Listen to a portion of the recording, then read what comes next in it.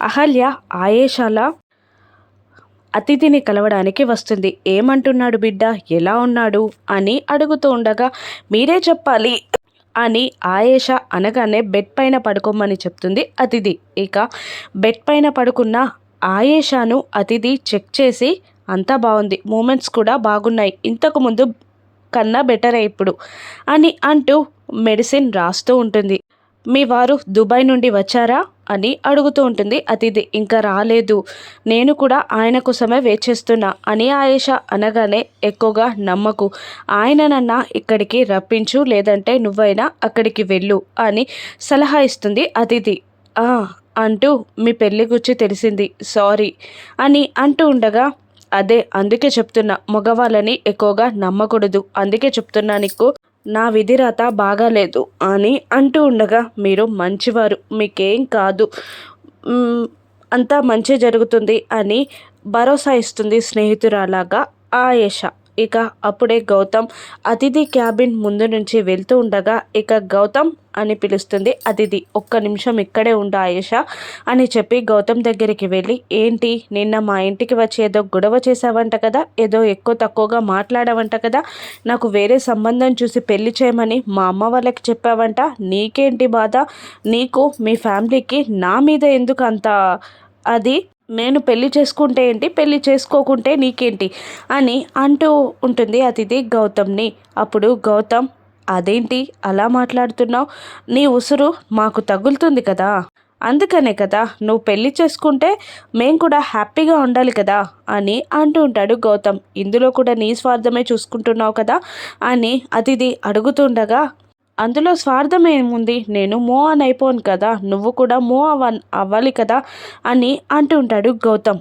నేను నా ఫ్యామిలీని బాధ పెట్టడమే కదా నీ ఫ్యామిలీ ఏకైక అజెండా అంటూ ఉంటుంది అతిథి. అవును, నాకు అర్థం కాక అడుగుతున్నాను, నేనే దిక్కా నీకు, నేను తప్ప వేరే వాళ్ళు నీకు ప్రేమ పంచలేరా, వేరే వాళ్ళ ప్రేమ నీకు దొరకదా, నువ్వు అంటుంటావు కదా నన్ను మిస్ చేసుకొని నువ్వు చాలా తప్పు చేశావని, అదే గిల్టీ ఫీలింగ్ నాకు రప్పించు, నా ముందే ఆనందంగా ఇంకొకరిని పెళ్లి చేసుకొని చూపించు అని అంటూ ఉండగా, నేను మనసుని మార్చుకునే అంత వేస్ట్ ఫేస్ని కాదు అని అంటూ ఉంటుంది అతిథి.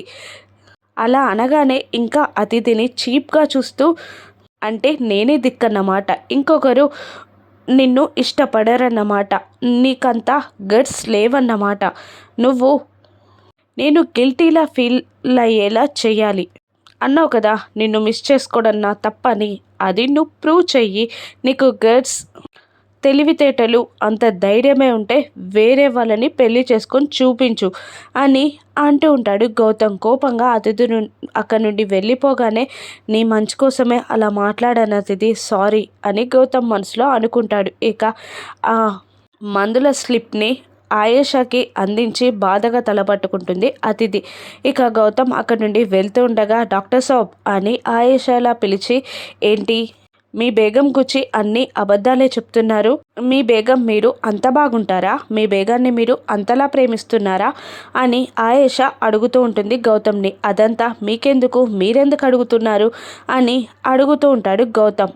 తను మీ ఫ్రెండ్ మిమ్మల్ని ఎంతలా లవ్ చేస్తుందో నాకు తెలుసు, అందుకే అడుగుతున్నా, మీ బేగం గురించి మీరు అబద్ధాలు చెప్తున్నారు అని అనగానే, నేను తనని ప్రేమించాను అది నిజమే, కానీ వేరే అమ్మాయిని పెళ్లి చేసుకున్నాను, అది బాధ్యత, ప్రేమ కన్నా బాధ్యత గొప్పది, బాధ్యతలో ప్రేమ ఉంటుంది అని ఆయేషాకి సమాధానం చెప్పి అహల్య తనకెంత ముఖ్యమో చెప్పి అక్కడి నుండి వెళ్ళిపోతాడు గౌతమ్. ఎందుకండి ఇంతలా నన్ను ఆరాధిస్తున్నారు, అభిమానిస్తున్నారు, ఏం చేయాలి మిమ్మల్ని అని అహల్య మనసులో అనుకుంటూ ఉంటుంది. మరోవైపు అతిథికి పెళ్లి సంబంధాలు చూపిస్తూ ఉంటుంది వచ్చిన మ్యారేజ్ బ్యూరో అమ్మాయి. గౌతమ్ సెలెక్ట్ చేసిన సంబంధాలని ఆ అమ్మాయి యామిని, రవి, నందు, శ్రావ్యలకి చూపిస్తూ ఉంటుంది. డాక్టర్ సంబంధం, ఇంజనీర్, పైలట్ అన్నీ పెద్ద పెద్ద సంబంధాలు చూపిస్తూ ఉంటారు. డాక్టర్ సంబంధానికి ఒక కార్పొరేట్ హాస్పిటల్, ఫార్మా కంపెనీ ఉంటే, కన్స్ట్రక్షన్ సంబంధానికి ఓన్ కన్స్ట్రక్షన్ సైట్, ఇంకా ఫ్లైట్ జాబ్ చేస్తున్న అబ్బాయికైతే ఏకంగా విమానాశ్రయంలో పార్ట్నర్షిప్పే ఉంటుంది. ఆ గొప్ప గొప్ప సంబంధాలని చూపిస్తూ ఉంటుంది ఆ మ్యారేజ్ బ్యూరో అమ్మాయి. ఇక అప్పుడే అతిథి అటువైపుగా వస్తుండగా కమాన్ అతిథి కమ్ హియర్ అని ఆమెని పిలుస్తుంది. ఏంటి అని అడుగుతుండగా అబ్బాయిల ఫోటోలని చూపిస్తూ నీకే సంబంధాలు చూస్తున్నా చూడు అంటూ ఉండగా చెప్పాను కదా నాకు ఏ సంబంధం అవసరం లేదు, నేను పెళ్లి చేసుకోను అని అంటూ ఉంటుంది అతిథి. అలా కాదమ్మా, అలా మాట్లాడకూడదు, వాడు మోసం చేశాడని నువ్వు లైఫ్లో సింగిల్గా ఉండిపోతావా అని అంటూ ఉండగా అవును, నేను ప్రేమలోనే కాదు లైఫ్లోనే ఓడిపోయాను, నేను ఇంకా ఎవరిని పెళ్లి చేసుకోను, సోలోలాగా ఉండిపోతాను, మీరు కూడా ఇలా ఇబ్బంది పెడితే నేను ఇక్కడి నుండి కూడా వెళ్ళిపోతాను అని అంటూ చేతికిచ్చిన అబ్బాయిల ఫోటోలని టేబుల్ పైకి విసిరేస్తుంది అతిథి. అలా కాదమ్మా, నీకు ఇంకా ఎంత వయసు 25 ఇయర్స్ మాత్రమే, జీవితంలో మధురానుభూతులు ఉండాలి, హ్యాపీగా బ్రతకాలి, అంతే తప్ప అలా చేయకూడదమ్మా, నువ్వు పెళ్లి చేసుకోవాలి అని రవి బుజ్జగిస్తూ ఉంటే యామిని నిన్ను ఎన్ని ఆశలు కోరికలు ఎంత కష్టపడి పెంచామే, నువ్వు ఇలా మాట్లాడితే ఎలా, మా ఆశలన్నీ ఎలా కావాలి అని యామిని బ్రతిమిలాడుతుండగా నాకెవరూ అవసరం లేదు, నేను పెళ్లి చేసుకోను అంటూ వెళ్ళిపోతుంది అతిథి. ఇక ఆ మ్యారేజ్ బ్యూరో అమ్మాయికి సారీ చెప్తుంది యామిని రవి. లేదండి పర్లేదు, అమ్మాయికి ఇష్టం లేకపోతే మీరేం చేస్తారు అని అంటుండగా అయ్యో అయ్యో అలా కాదు, మీరు ఆ డాక్టర్ సంబంధాన్ని ఇంజనీర్ సంబంధాన్ని మాకు గెట్ టుగెదర్ ఏర్పాటు చేయండి అంటుండగా సరేనండి మీ గురించి చెప్పి ఏర్పాటు చేస్తాను అంటూ ఆవిడ వెళ్ళిపోతుంది. మరోవైపు అర్జున్ గౌతమ్ ఇద్దరు మాట్లాడుకుంటుండగా ఇద్దరు ముత్తైదులు వచ్చి సుభద్రకి వాళ్ళ అమ్మాయి శ్రీమంతానికి రమ్మని కూతుర్ని కోడల్ని తీసుకురమ్మని చెప్తారు.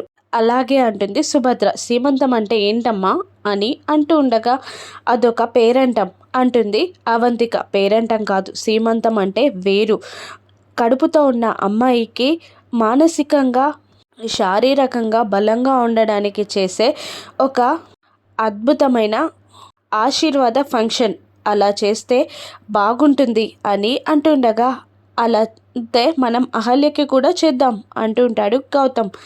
ఏంట్రా నీ హడావుడి చూస్తే రేపే చేసేలా ఉన్నావు అని అంటూ ఉంటుంది అవంతిక.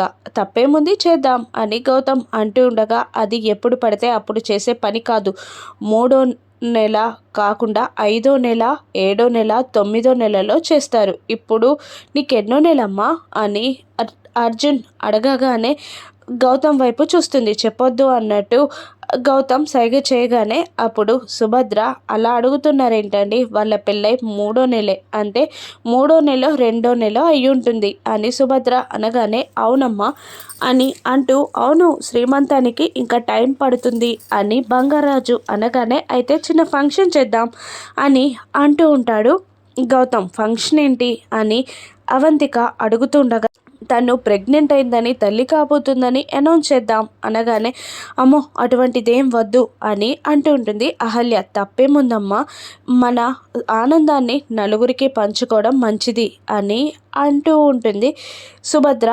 అర్జున్ అవసరం లేదు, దాని రక్తంలో మన రక్తం మిలినమైందని తెలిస్తేనే నాకు కోపంగా ఉంది, ఇంకా ఈ ఫంక్షన్లో అవసరం లేదు అని భానుమతి అంటుండగా అవంతిక కూడా అతిథి వాళ్ళు చాలా కోపంగా ఉన్నారు, ఇప్పుడు ఈ ఫంక్షన్లు అవసరమా అంటుండగా ప్రతి దానికి పుల్ల వేస్తారేంటి, నేను ఫంక్షన్ చేస్తాను, గ్రాండ్గా చేస్తాను అంటూ ఉంటాడు గౌతమ్. మరోవైపు రూమ్లోకి వెళ్ళాక ఏంటండి మీరు అని అడుగుతుండగా అవును ఫంక్షన్ చేస్తానంటే ఎందుకు అదా చేస్తున్నారు మీరు, ఎవరైనా ఫంక్షన్ చేయమని అడుగుతారే తప్ప ఇలా చేయరు అని గౌతమ్ అహల్యని అంటూ ఉండగా అప్పుడే అక్కడికి వచ్చిన బంగారాజు కూడా అది మహుమాటం బాబు, చిన్నప్పటి నుండి కష్టాల్లో పెరిగింది కాబట్టి అలా మాట్లాడుతుందంటే, మీరు ఫంక్షన్ చేయండి అని బంగారాజు అంటూ ఉంటాడు.